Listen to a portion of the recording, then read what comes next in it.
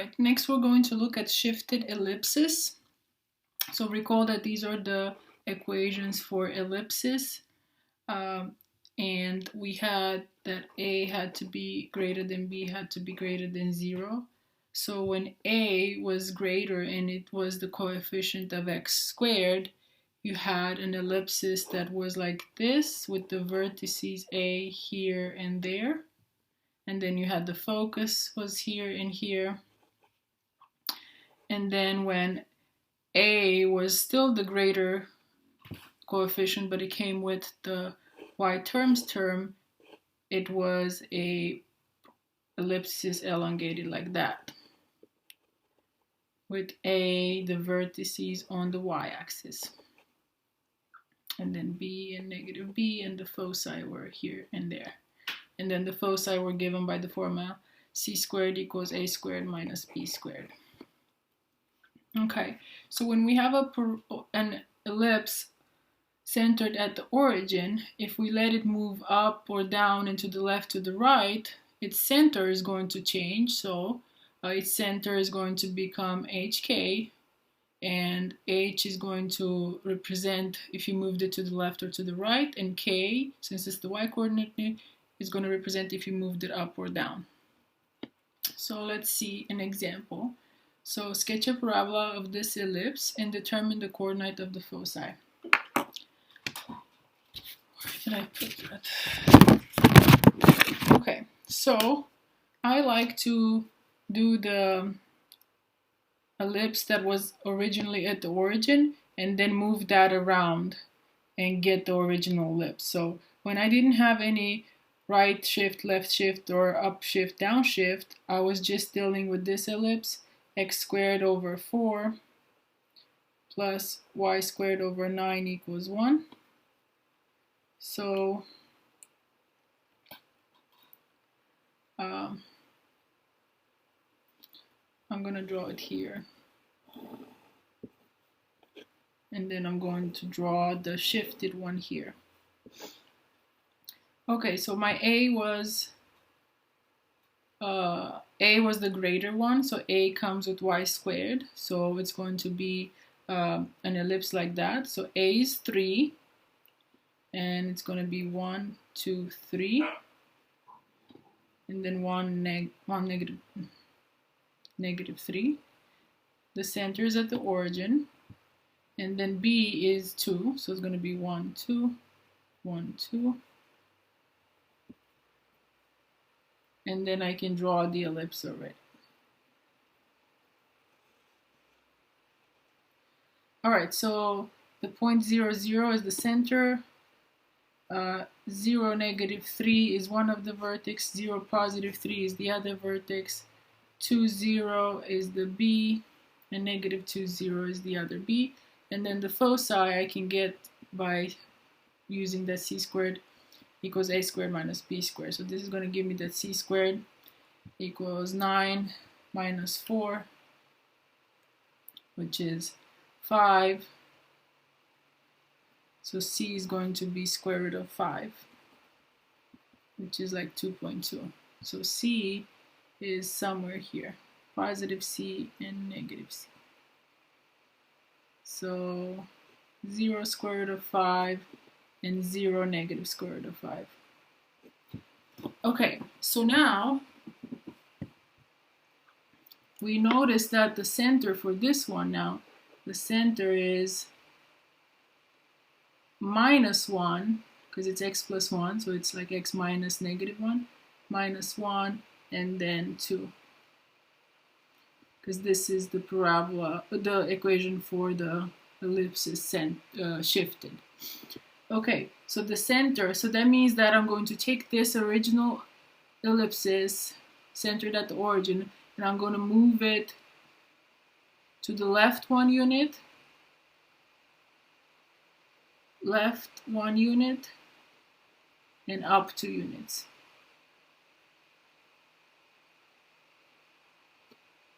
So that means that these points that I have in here are going to have minus 1 on the x-coordinate and up plus 2 on the y-coordinate.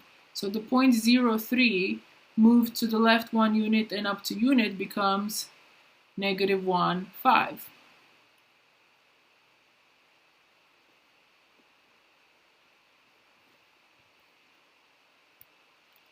So the point, this vertex 0, 3 becomes negative 1, 5. So negative 1, 1, 2, 3, 4, 5.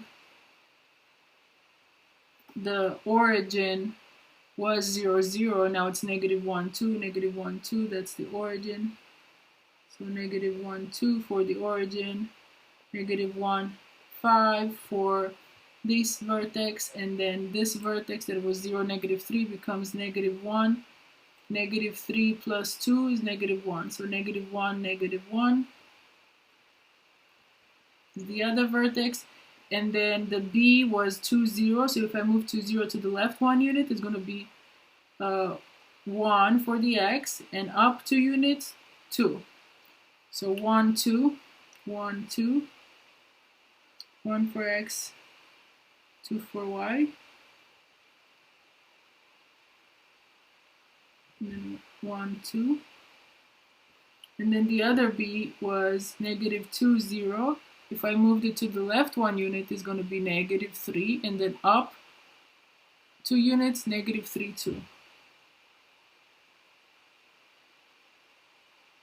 So I have the new center, the new vertices, and the B's. So I can already draw my new ellipsis. Sorry, it doesn't look that well. And then I can also follow the foci. The foci was 0 square root of 5. So when I shift that to the left 1 unit, the 0 is going to be in a negative 1. And the y is going to be square root of 5 plus 2. And then this one is going to be negative 1, negative square root of 5 plus 2. So these are the coordinates of the foci. And then this is the new graph. So the foci will be somewhere here and there.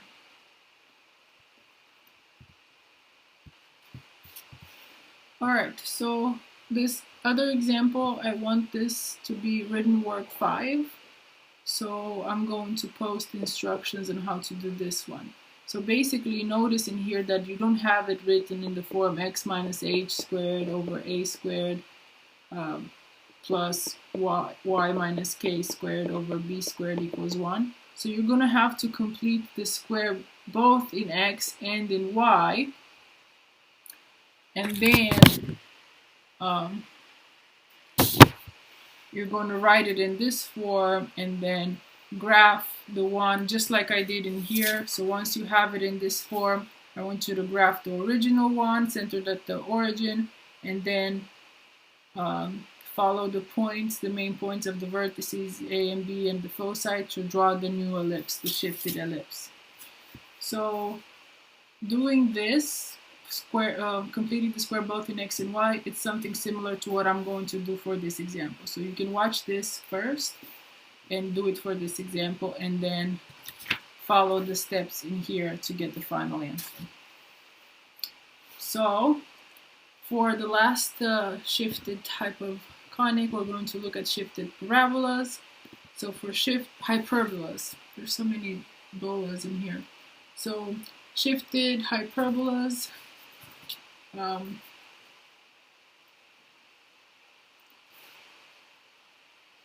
we saw last lecture that a hyperbola, if the x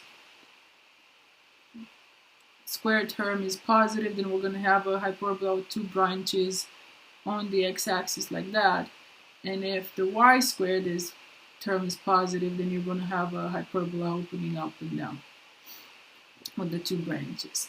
So initially it was centered at the origin, so you have the center right here, and then you have the vertex here and there. And then we also had the horizontal, not horizontal, but the asymptotes. And we had that, what else do we need for this one?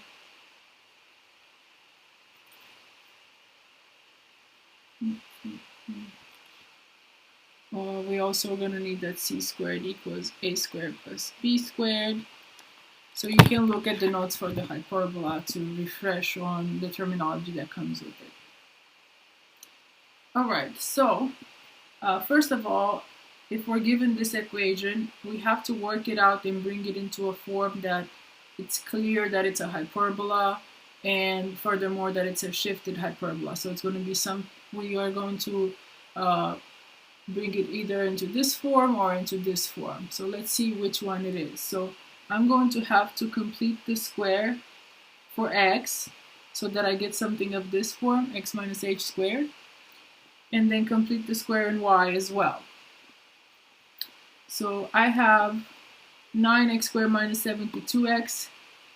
What I'm going to do first is factor out the 9. So I'm going to have 9x squared minus 8x, because 9 times 8 is 72. And then plus, I'm going to factor out a 16, actually a negative 16. And then I'm going to have y squared plus 2y. And then this equals 16 from here. So now I'm going to work, so this is negative right here. I'm going to work on completing the square in here. So I'm going to take half of coefficient of x, which is negative 4, and then square it, which is 16. I'm going to add it and subtract it. And then I'm going to combine these first three terms into a perfect square, which is x minus that half squared. So x squared minus 8x plus 16 is actually x minus 4 squared. And then I still have the negative 16. Then I'm going to distribute the 9. So it's going to be 9x minus 4 squared minus 9 times negative 16, 144. And then I'm going to do the same for this portion. I'm going to complete the square in the y. So I'm going to take half of the coefficient of y, which is 1, square it, and add it and subtract it. 1 squared is just 1. Add it and subtract it means that. Then the first three terms are going to form my perfect square. So it's going to be y plus half, so plus 1 squared. This is equal to that, and then I still have the minus 1. Then I'm going to distribute the negative 16 to the parentheses, so negative 16y plus 1 squared, and the negative 16 times negative 1 plus 16 equals 60. This 16 and this 16 cancels. I'm going to add 144 to both sides.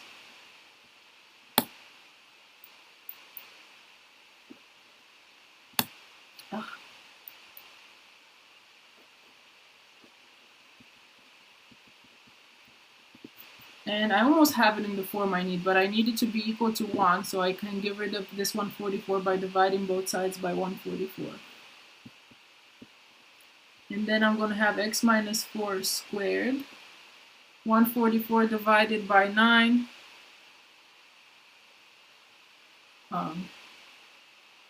is 16. So x minus squared over 16 minus y plus 1 squared. 144 divided by 16 is 9. And equals 144 divided by 144 is 1. So now I have it in the form I need. So it looks like the x squared term is positive and the y squared term is negative. So we're going to be in this case. Okay? So comparing these two, we see that this is actually the equation of a shifted hyperbola. Alright, so now let's answer the last question. So we have decided that it's in this form, and what we actually got was x minus 4 squared over 16 minus y plus 1 squared over 9 equals 1. So that means that my a is 4 and my b is 3, and then my new center hk is going to be 4, and then y minus negative 1 means that the new center is negative 1.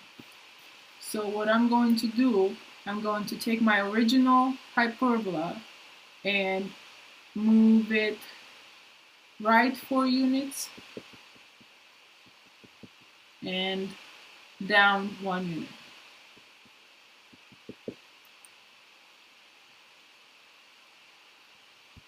Alright, so let's draw the original hyperbola fast, and then we're going to draw the shifted one. So remember, to draw a hyperbola, I need a central box, and the central box is going to be given by A, 1, 2, A is 3, 1, 4, 1, 2, 3, 4, 1, 2, 3, 4, 4, negative 4, and then B is 3, 1, 2, 3, 1, 2, 3, and then I draw the central box, and then I draw the asymptotes, and then this is my first vertex, this is my second vertex, and then the foci is going to be C equals 5. So the foci is going to be here 5 and then negative 5. So to draw the hyperbola, I start at the vertex, I hug the asymptotes, and I get the hyperbola, the 2 branches. I got C equals 5 by using the fact that C squared equals A squared plus B squared. Alright, so now I have all these points. This is the point, the origin 0, 0, and then this is the point 0, 3, and this is the point 0, negative 3, and then this is the point 4, 0, negative 4, 0, negative 5, 0, and then 5, 0. So to draw the shifted parabola, which is moving this one 4 units to the right and down 1 unit, we're just going to see where the points go. So the center, 0, 0, 4 units to the right and 1 down, is going to become 4, 1, 2, 3, 4. I moved it from 0, 0, 4 units to the right and down 1. So this is my new center, 4, negative 1. Now, the vertex was 4, 0, so if I move it to the right 4 units, it's going to become 5, 6, 7, 8, and down 1 unit, 8, negative 1. And then this other vertex was negative 4, 0. If I move it to the right 4 units and down 1 unit, it's going to become here at 0, negative 4.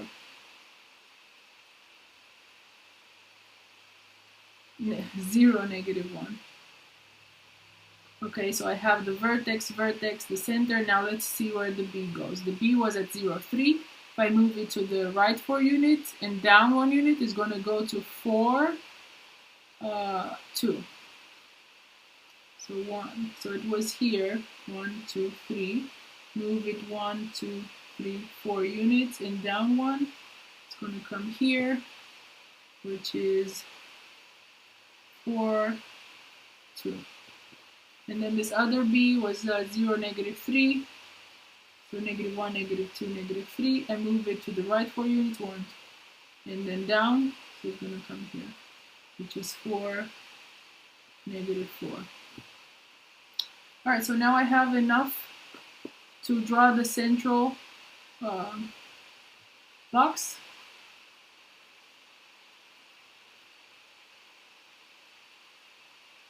So A, B, B. So the central box is going to be this box, and this is going to give us the asymptotes. So now I can draw the new parabola. Start at the vertex and hug the asymptotes. Start at the vertex and hug the asymptotes. And then the new foci, it was negative 5, 0, negative 5, 0. If I move it to the right 4 units, it's going to be negative 1, down 1 unit, negative 1, negative 1. So the new foci is going to be here. And then this one was 5, 0, move it to the right 4 units, it's going to be 9, and then down, -1. So 9, -1. So this is the new foci. The foci are in blue. And then we are also asked to find the asymptotes. So if you recall, the asymptotes was y equals plus or minus b over a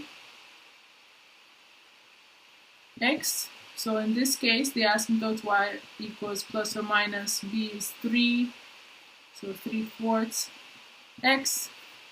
And then in this case, the asymptotes they're going to be, instead of y, I'm going to have y plus 1 equals plus or minus 3/4, and instead of x, I'm going to have x minus 4. So if you work this one out, you'll get that y equals plus or minus 3/4 x plus minus 4, and then the minus 1, I just subtracted 1 from both sides. So if I take the positive 1, I'm going to get that y equals 3/4 x minus 3 minus 1. So y equals 3/4 x minus 4. And then this is this one with the positive slope. Notice that this should be -4 here. The y-intercept is -4 and the slope is 3/4.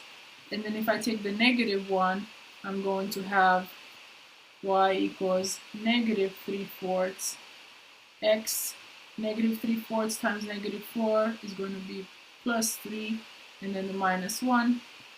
So the second asymptote is y equals -3/4 x plus 2.